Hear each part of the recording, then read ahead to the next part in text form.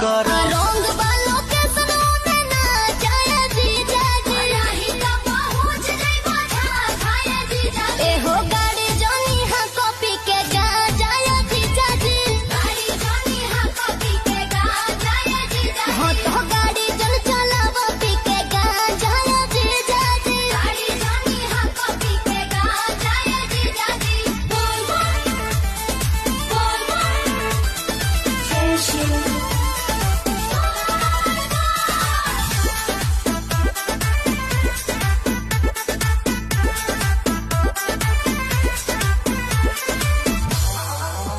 कुछो कहल हमार नहीं सुने लो छोने छोने चिलमिया